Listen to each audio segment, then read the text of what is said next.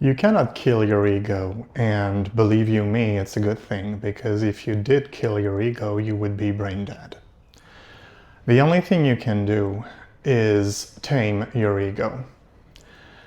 To go from a place of the ego is my master and I am its slave to a place of I am the master and the ego does what I tell it to do. And when the ego is not needed, the ego is not welcome and the ego needs to shut up.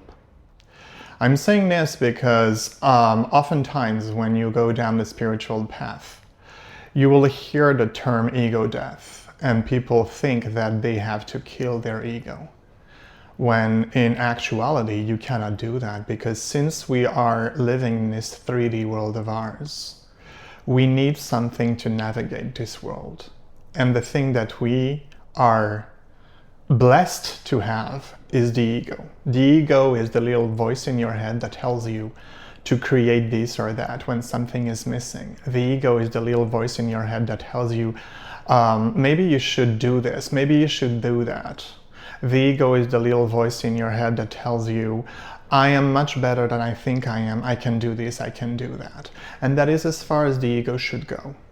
Because the minute the ego says that, then automatically it will say, but you won't be able to make it. You will not amount to anything in life. Why? You really think you can make it? Come on, look at you. So the ego is this little voice that will give you bright ideas. And the minute it does that, it will just sabotage yourself. I don't want to say self-sabotage because the ego doesn't sabotage itself.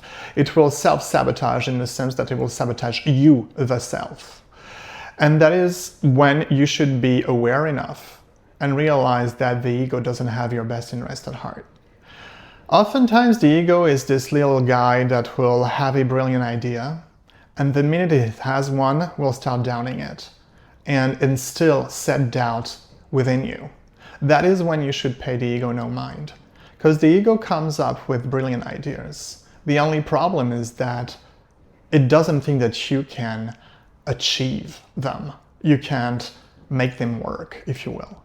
And that is when you should remember always that the ego is not your best friend.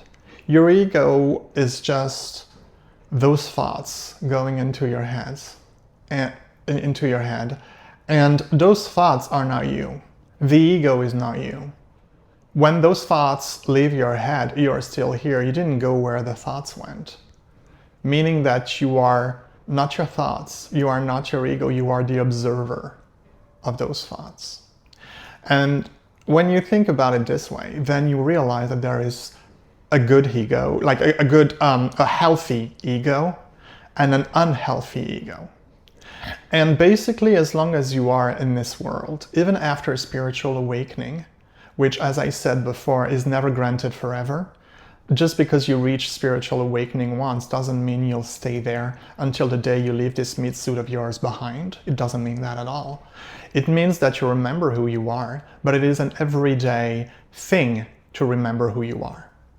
And the reason why it is an everyday thing to remember who you are is because the ego will make you doubt. The minute you reach spiritual awakening and you are out of the honeymoon period, you know, when you really embody who you really are and you remember that you are source and you remember that you are everyone and everything in this planet and you remember that you are a drop of source that chose to incarnate itself here in order to experience life through each and every one of us. The minute you understand that, you are in a state of bliss. But the state of bliss, at least at first, doesn't stay. And the reason why it doesn't stay is because the ego that is quashed after a spiritual awakening comes back after a while and puts you to the test, almost to see if you really got it, you know, if it being spiritual awakening, trying to test you. Did you really get it? Did you really spiritual awakened? Did you?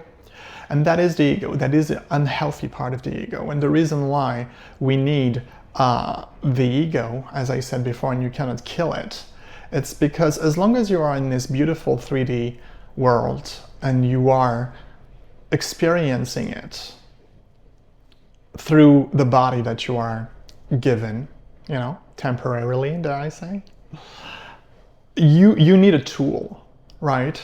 You need a tool to know what to do, what to say. That is the ego. Now to get back to what I was saying, the ego can be healthy and unhealthy. And usually the best way to see where the ego is being unhealthy, you have to ask yourself. And for this, I will use a quote that I heard somewhere, and I don't remember who said it, but I liked it. Basically, ask yourself, or ask the higher self, which after spiritual awakening you realize is the same thing. Ask yourself, where does it hurt the most? So that I can love you the most. So that I know where to love you the most. What do I mean by that? What does that quote mean? It means that usually when you are in a state of suffering, it's because you are believing the unhealthy part of the ego. So for instance, you were betrayed, say by your best friend or someone you thought was your best friend. And in a moment of your life where you needed them the most, they chose to bail out. They chose to be a no-show. Pretexting that actually they had so much on their plate that they couldn't, be there for you. Whatever their untrue reason they had, to justify the fact that they couldn't be there for you when you were needing them the most. You felt betrayed. You felt hurt, right? So you ask yourself, or you ask the higher self, where does it hurt the most? It hurts the most in this place where I felt betrayed. And this place, where I felt unloved. So now you have the location of the suffering, right? And that suffering is only allowed by you. And that is the hardest part.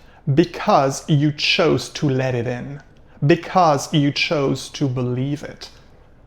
Because you chose to believe the unhealthy part of the ego that told you that you were betrayed.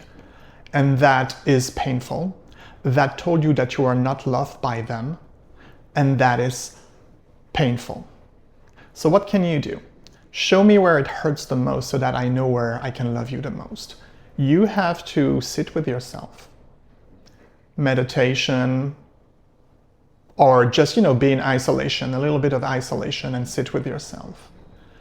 And realize that you are hurt because you felt betrayed, right? That is the location of your suffering.